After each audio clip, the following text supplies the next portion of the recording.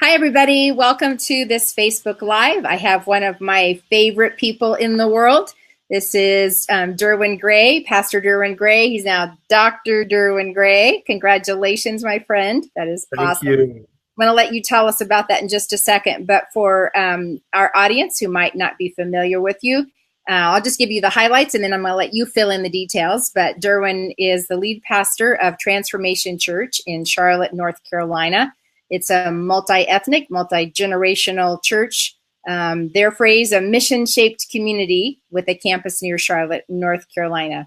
And I know Derwin and his wife, Vicki. They are amazing people, good friends. Derwin has spoken for us at Saddleback several times and just good people. So Derwin, give us the cliff notes of who is Derwin Gray.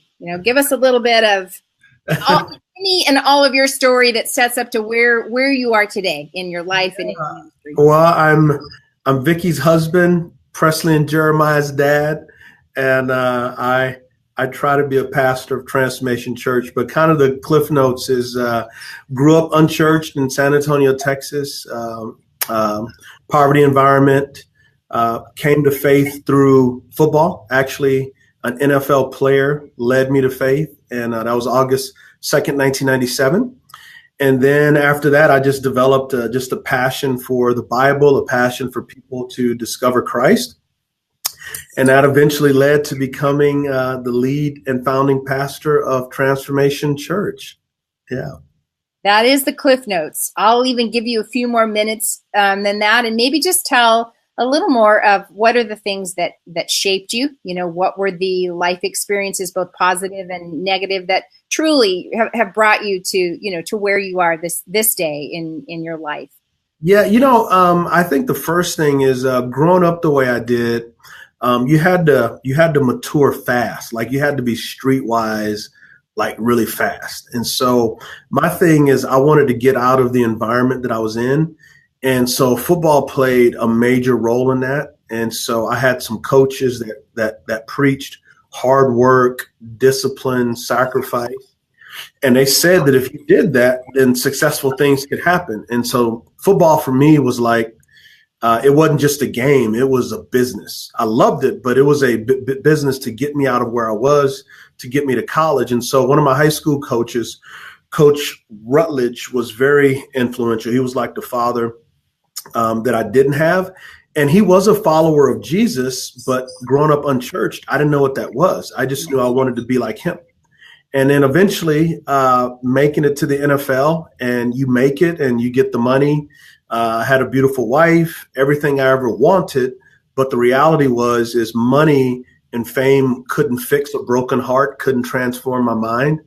And so through a teammate by the name of the Naked Preacher, he would literally, after practice, take a shower, dry off, wrap a towel around his waist, and he'd share with my teammates, do you know Jesus? And my thing as an unchurched person was like, do you know you're half naked? And so the other guys on the team said, don't worry about him. That's the Naked Preacher.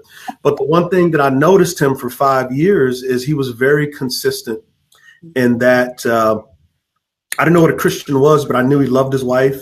He was always serving in the community, and he was always sharing his faith.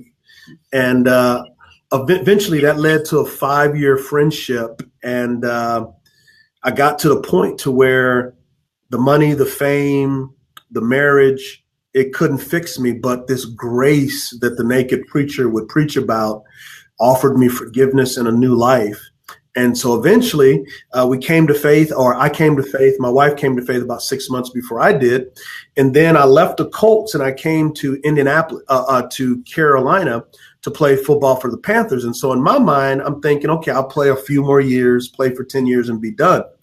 Well, I get here, I get injured, and I couldn't practice. So all I could do was rehab my knee and read the Bible. So the more I rehabbed my knee, the more I read the Bible, the more I kept sharing it. And people that were Christians would say, man, you're like a pastor, an evangelist. And I'm like, what is that? Like, I thought evangelism was like a skin disease or something that you put cortisone on and you're healed, right? Medicine, yeah. So eventually that gave my wife and I a passion for other people who are unchurched to discover the love of Christ. And then one of the things that was weird to us is when we became Christians, we went from a very multi-ethnic world to a very homogeneous, segregated world in the church. And I was like, the churches in the New Testament were very diverse with Jews and Gentiles, but the American church is not. I got some bad answers of why that was, but I believe the Bible. And so one of the reasons we planted Transformation Church was to reflect Revelation 5:9, every nation, tribe, and tongue worshiping Jesus. And so yeah, that's how I got here. And how long ago? When did Transformation Church start? February 7, 2010. So we are an 8-year-old baby church. Yeah, that's awesome. And just briefly, like I mentioned, you just have received your doctorate. You just finished your work on that. And just give us a sentence or two about that. Yeah, so my doctorate is New Testament in context. My thesis is local multi-ethnic churches are the sign of the Abrahamic covenant, and that salvation is not just a individualistic thing. It's to create a family, and this family is every nation, tribe, and tongue. And the church becomes a tutor to the world to show what love is. And so as about 50,000 words that I wrote to produce that. Hopefully one day it'll get published. But as of right now, I don't even want to see it because that thing is hard. 4 years. So yeah. And you know, I grew up as a compulsive stutterer. Speaking in front of crowds was not my thing. I was challenged academically, and it's the grace of God that now I am a pastor and I do have a doctorate. So if you're an atheist and you're listening, I promise you there is a God for a stutterer to be a preacher and for a person who had Algebra 1 as a senior in high school to now have a doctorate. So God is gracious. We could have been in the same math class because that's kind of the way I feel with math. I was standing behind the door when God handed out those math brains. That is not brain. Algebra. I still have nightmares about Algebra 1. Yeah, I think that it defines hell, actually. Sorry for all those of you that love math. So, Derwin, that takes us kind of to, why I have you on in this, this month. May is Mental Health Awareness Month. And, all of the things that you just shared, people might wonder, well, why, what's your interest in mental health or mental illness? But actually, Transformation Church, as the lead pastor, you have led your congregation to begin a mental health ministry and outreach to people living with mental illness. So why did you decide to do that? Of all the things, all the ministries that you have begun and could have begun, why did you feel that there was a need for that? And how did you guys get started? Because you told me to do it. That's why. Well, now I know. Okay. By the way, you look just like your daughter when you did that smile. That is amazing. Y'all are like twins. But no, on a serious note, what you and Pastor Rick have done moved my heart incredibly deeply, that as a local church, we should be on the front lines of being God's means of grace to people who struggle with mental health issues. And so my family background is racked with addiction. And I think statistically, 47% of people who have substance abuse have an underlying mental health issue. Yeah. And so I've experienced the ramifications of mental health. People with mental illness don't suffer alone, and it affects everyone. And so about 5 years ago, as I developed my relationship with you and Pastor Rick, you actually spoke at our very first mental health weekend to kick it off. And God has been gracious to us. And we've kind of helped spark that here in Charlotte. So the primary reason we started is because it's biblical, because we can be the hands and feet of Christ. And in the church, we have to change the narrative that when we talk about mental health, there may be even more of a stigma within the church. And it just surprises me how people will say, I'm going to go overseas, but I need immunization shots. But if you have mental illness, just pray it away. And so there is stigma there, and there's hope, and there's healing. And over the last 5 years, we have seen people's lives utterly transformed by providing them mental health services and help and making it a safe place to say, I need help. Yeah. So, just unpack that a little bit. I mean, I hear you say, you responded biblically because you saw that was, reflective of the heart of God. And then you also saw a model. You said that you saw kind of what we were doing at Saddleback, and you thought, okay, so combine what I think biblically God wants us to do, and then you see a model, and then you began that at Transformation Church. So a couple of questions, and you can kind of answer them however you want to here. So what did you start with? How did you actually begin? And then how's your congregation responded to that? And then maybe a couple of stories or a story of somebody who was, helped through that ministry. Yeah, I think the first thing, so my primary role as the lead pastor is to be able to cast vision and then inspire our ministry teams to carry it out. And so, first of all, I want to recognize Pastor Paul Allen and Denise Covert and Mayoki. They are a part of our team that has developed the systems and the processes and the relationships with NAMI. We have a NAMI group that prays at our church. And so the first thing was to share a vision that mental health is an illness like anything else. And we can be the healing instrument. We can help people understand that this is biblical, that this is gospel. And so our teams have taken the vision casting that I've done, that I've learned from you guys, to say, okay, how can we put together a mental health weekend? And so our teams have done just a phenomenal job of building relationships with other ministries here in town, also inspiring other ministries to come and to learn. And so on a mental health weekend, we'll have a speaker on Saturday. Sunday, we'll have someone be able to preach and teach. But on Saturday, you have workshops and all types of opportunities and ministry resources to be able to help. And so what I would say, the first way our congregation has responded has been with thankfulness, because for some people, they just didn't understand. Like, we've seen so many children get help. Like we've seen children's lives literally transform. Like, they've gone from getting high on drugs, not going to school, to now being in college, just phenomenal things. And we've seen that with adults too, simply because we said this isn't something to be ashamed of. And so, I can think of several stories.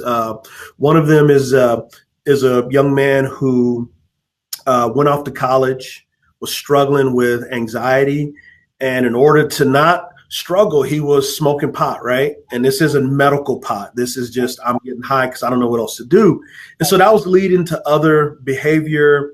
That was leading to missing school. So his parents went and got him, brought him back. We were able to help him. We were able to walk him through. We were able to coach him. And now this young man is absolutely flourishing. And we've seen several kids who were suicidal, and they just didn't know. The parents didn't know what to do.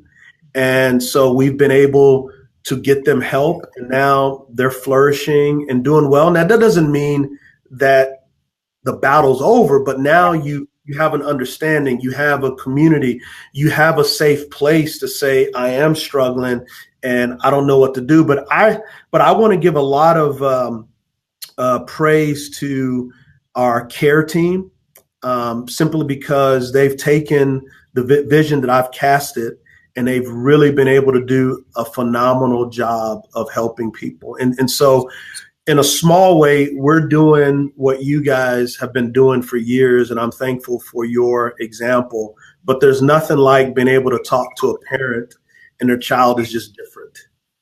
Yeah, I totally agree. And I think that's one of the, for me, being an advocate in the mental health world and trying to get other churches involved and trained, it's hard work because you're in some ways pushing against large stigma, silence in the church. These are not things that I didn't grow up with people talking about mental illness. I remember people would use the phrase, somebody had a nervous breakdown. Mm-hmm. I don't even know what that means. I didn't know what it meant then. I just knew it was something bad and something I didn't ever want to happen to me.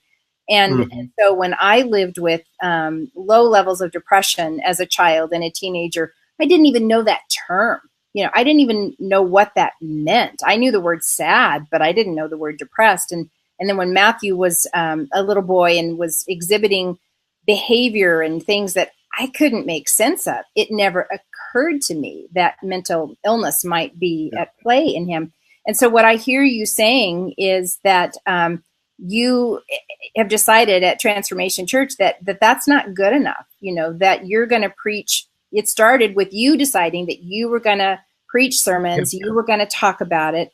And so if there was anybody watching, a pastor or a faith leader, I think that you just cannot underestimate the role of leadership in taking some of those topics that we're silent about or that we're scared to talk about and tackling them and saying, look, we're going to talk about this here.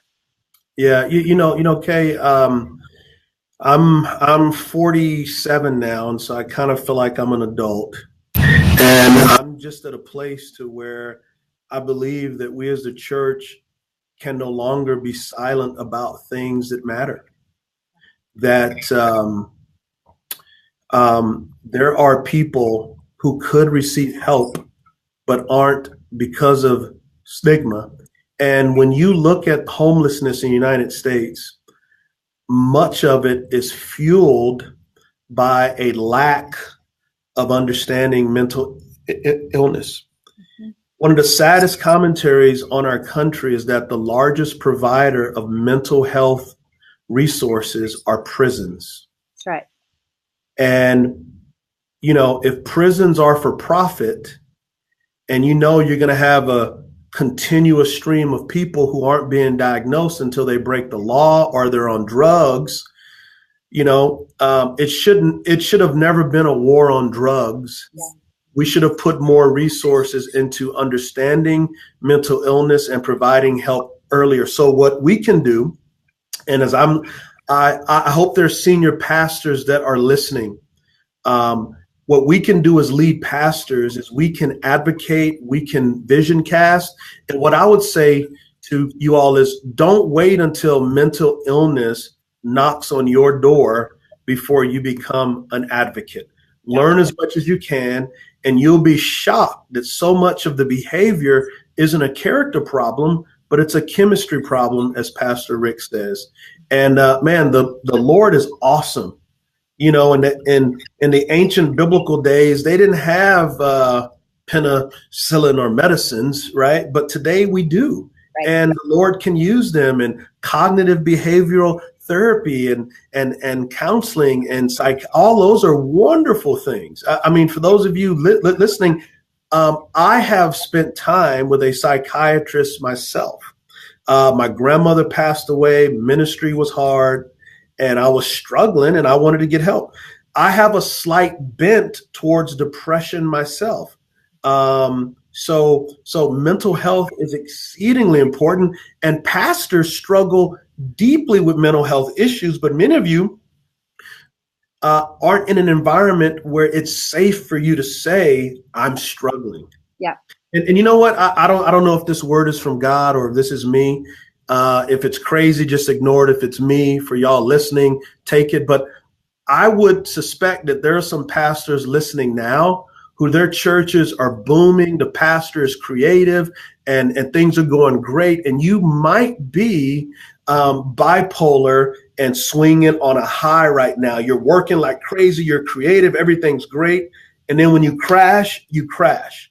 And so be mindful to your soul, be mindful to what's happening. But I really do think that this is an area where the church can lead the way, break down the stigma, and help families and help people. Yeah, I'm shouting amen from across the country to everything that you just said. I love that you both addressed those, who are leading congregations or faith leaders, and are afraid to talk about maybe their own struggles, particularly if they're around any kind of, depression or anxiety or anything else. But I also love that you addressed the other thing that is common. It's one of the messages that I think the church in general has given, is that if you pray hard enough, if you study enough scripture, if you go to enough Bible studies, if you serve enough, then whatever struggle you have is going to be taken care of. And you just said, I'm paraphrasing, but you just said, you know what? mental illness is largely a biological illness, and there are biological resources to access, whether that could be medication, it could be, cognitive behavioral therapy. And yet I also know, Derwin, that you absolutely believe that our spirit is involved as well. And that it's not just if you take a pill, everything is better. If you just see a therapist, everything is better. But it's not if you just pray, everything is better. I hear you saying there really is a much more holistic approach. Yes, and that's the word that I like is that it's a holistic approach. A couple of months back, it was towards the end of my thesis writing, and I was on an airplane, and I experienced anxiety like I've never experienced. I mean, I wanted to jump off that plane. I literally had to have my assistant come and pray for me. Yeah. And so I thought to myself, wow, imagine for people who live like that the great majority of their lives. We have to do something, but I also need to check my barometer to go, yeah, why am I so, that doesn't happen before. Why did that take place? So we have to be holistic. Like very rarely will you hear someone say, okay, you have diabetes, so just pray and read scripture more. Right. There are people who say that, but not very many. But they're wrong. And they're wrong. That's right. And it's hurtful. Yes. And it can hurt a lot of folks. Now, do I believe in the power of prayer? Yes, I do. And I believe that the power of prayer that says, you know what, you can take medication, you can see a therapist as well. And yeah, there may be some behavioral changes, but what I'm talking about specifically, and I think what you're saying is when it's a biological issue that you have, that's nothing to be ashamed of. Any more than someone being biologically born, with some other type of tendency. Right. Right. Go ahead. There is, my heart just breaks for how many people can be helped, but the local church is not involved in mental health. Yeah. We can do better, and I hope that conversations like this and your example will help us to be able to do so. You mentioned a few minutes ago, and I kind of wanted to go back to it. It wasn't in our notes of things to talk about, but you brought it up, and I know some of the work that you're very active, and your church has a ministry in some local prisons. Yes. And I think just the point that you made about the number of people who are in the judicial system, maybe yes, obviously they've committed some crime. That's why they're there. But what was it that led them to commit that crime? What was going on in their lives? Was there a mental health issue? Was there trauma? And again, I'm not trying to say, crime is not somebody's fault. I'm just saying it's more complicated than we typically make it. And yes. You are talking to inmates, on a regular basis, and you hear their stories, and you hear some of the pain and some of the. I don't know if there's anything else you wanted to add about that. Totally. I think that the work that you do there and the contact that you have with particularly men in prison, you're hearing a side of their stories that maybe some of us wouldn't have the chance to hear. Yeah, so we have 3 churches in prisons in South Carolina, 2 at men's facilities, 1 at a woman's facility as well. And so I think it's important for people to understand that with mental illness, that doesn't take away the responsibility of whatever crime may happen and what crime may have not happened. So let me say this. Not everybody in prison actually committed a crime. Mm. Some of them don't have good lawyers like some of the Wall Street bank executives. Yeah. Poor people populate prisons. Yeah. Some of them can't afford bail. Some of them can't afford. And then if you're mentally ill and it's fueled by substance abuse, there's a reason why the largest provider of mental health services is prisons. Yep. And so the point that I want to make is country. That's across the country. across the United that's States. Not just where you live. That is around the United States. That is around the United States. And so we as a church need to think about that, so that as we're evangelizing and discipling, we're also looking into mental health resource. Like, we believe that mental illness and mental health is a part of discipleship. Be transformed by the renewing of your mind. It's hard to renew your mind if your serotonin is low. Like when I'm in a depressed state, if I haven't slept well and I'm tired, it's very difficult for me to pray.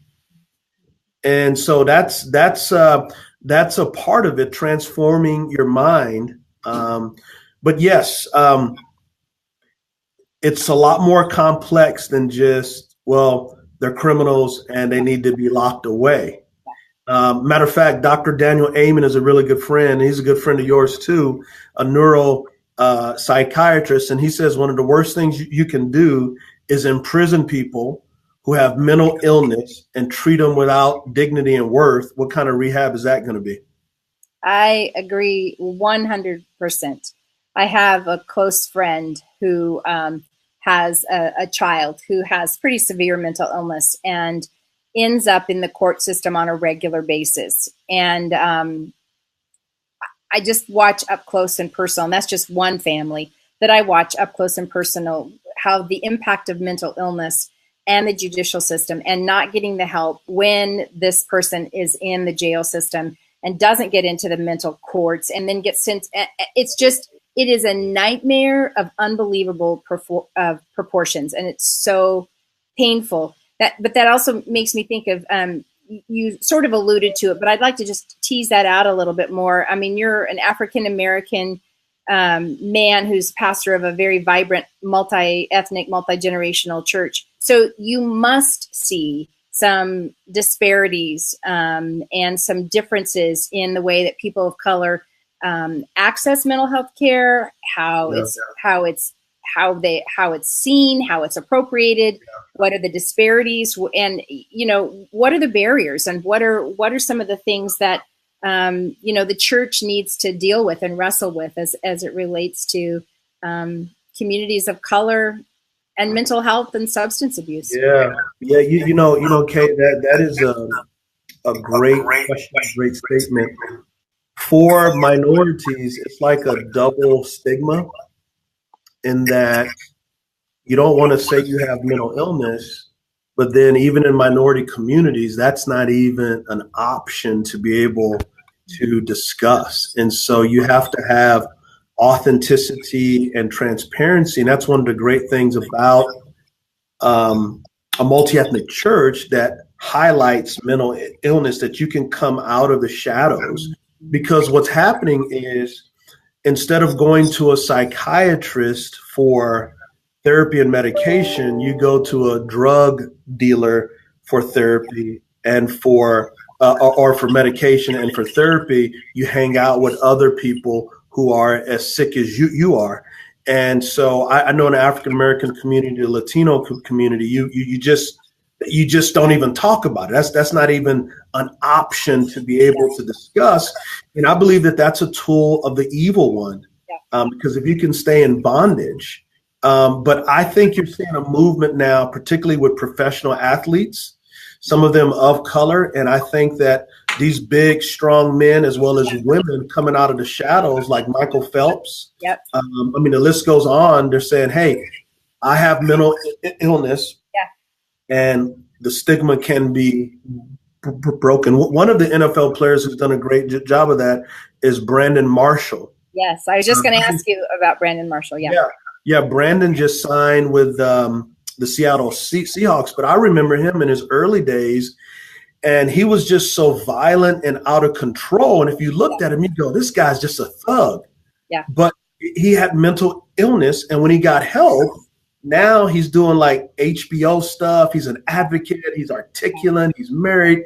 He's brilliant. And so you think, how many more people could have that type of help if they could come out of the shadows and the resources were there?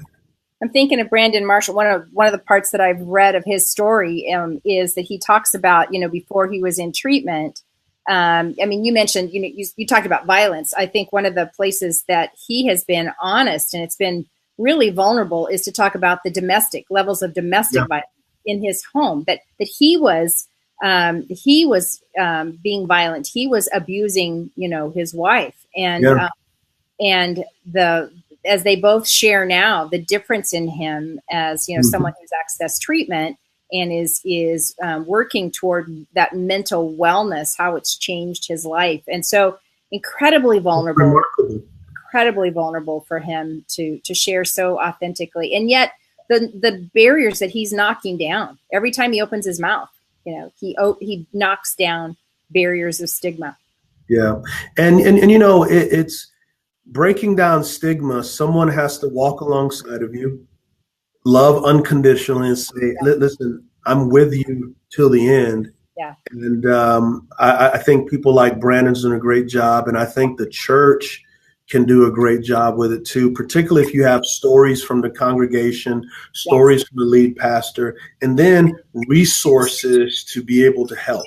And there's so many great resources, from NAMI to, just tons of resources.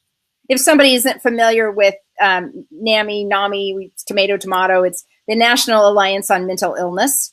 And we talk about it a lot here. And the National Alliance on Mental Illness, you can, NAMI.org. And they have, as Pastor Derwin said, free resources. They will hold their family to family 12-week class at your church. You don't have to pay for it. All you have to do is provide the space. They will come, they'll provide the trainer, the materials. So they have just an unlimited really amount of resources and support groups in case a congregation doesn't even know where to begin. NAMI is a great place to start. So I had just a couple other questions. One of them, and you might or might not have seen this, but I've been particularly interested lately as I've read more statistics about how we might need to approach mental health care conversations differently with men than we do even with women. And for women, we talk about, for mental illness, we talk about, attend a support group and talk about your issues, your problems or whatever. And just how hard it is to get men to sit in a circle and talk about their feelings. And so then we're asking them to do that around a personal struggle, something that they're maybe embarrassed to even talk about to begin with.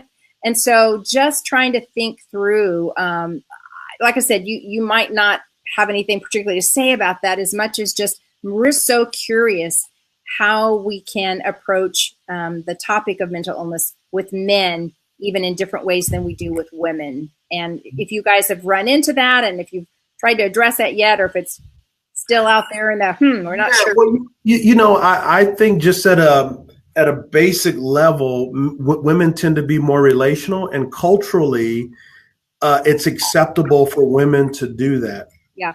And I think for men, there's this particular image of what it means to be a man. Like when people go, Pastor, what does it mean to be a man? I go, fruit of the Spirit. Mm-hmm. Love, joy, peace, patience, kindness, goodness, gentleness, faithfulness, self-control. What does it mean to be a woman? The same thing. There's no one type of way to be a man. But men have no problem gathering around watching football, gathering around watching baseball, basketball, or whatever it may be, and they're able to be authentic. So I think we have to say, okay, culturally, how do men connect, shape our message to that culturally, and then reach them where they are. But I think there's something about, particularly in a local church context, the vulnerability of the lead pastor is going to determine the authenticity of the congregation. And so if you're vulnerable or authentic, that's going to bleed over, and men are going to go, wow, okay, Derwin is, 250 pounds and 5'11", former NFL player. And he's talking about, he went to a therapist. Yeah. Yep. He's talking about depression. When you shared that story about being on the plane, a few weeks or months ago, whenever you were saying you were feeling so stressed and anxious that you asked your assistant who was with you to come pray for you. I mean, just hearing that kind of a story is so powerful, both for other faith leaders, but also for people, in your congregation. And I totally agree with you that vulnerability in a congregation starts at the top. I think there's some things in a church that are bottom up, they're grassroots, they kind of bubble up from the congregation and affect the whole place. And I think there are other things that have to start right at the top, and then it infiltrates down to every cell, if you will, of the church. I think integrity and authenticity are two of those things that they can't bubble up. It can't be something that the congregation says, oh, we're going to be people of integrity, and we hope it affects, our leader for great leadership. It has to, those things I think have to start. So that kind of authenticity that you're talking about and the integrity of heart and spirit has to start from the leadership and then work its way down. So that's one of the things I appreciate about you and Vicki, your wife, is that you lead with both of those, both with integrity and authenticity.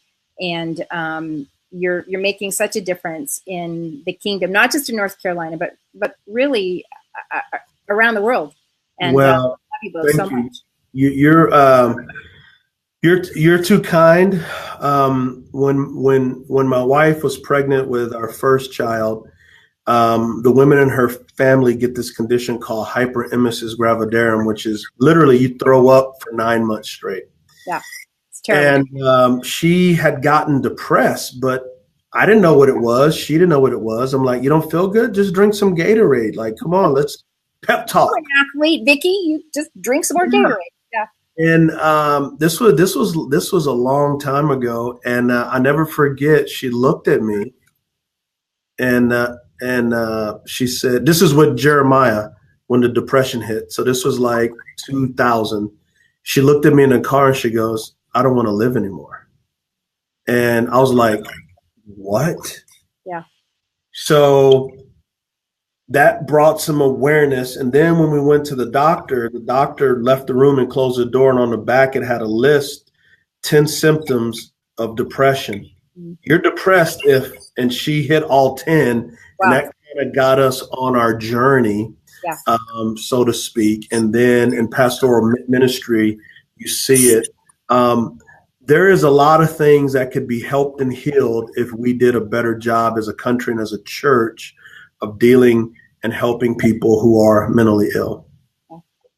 Well, thank you so much for your time. Thank you for your passion for, first of all, for Jesus, and then for your passion for your wife and your children. I know you to be a man who truly loves God. You love your wife. It's no secret. You make no bones about it. You are madly in love with Miss Vicki, and you tell great stories of how you guys met in college as both college athletes, and that passion for your wife is so obvious. And you are such a proud dad and an involved and engaged dad. And so I love you for those things, and then the way that you have such amazing courage to tackle some of the hardest subjects. You are tackling the racial divide that is so against our Father's way of loving us, and you're living it out on a day-to-day basis. And then to tackle mental illness. I just have such respect for you, Derwin, and I'm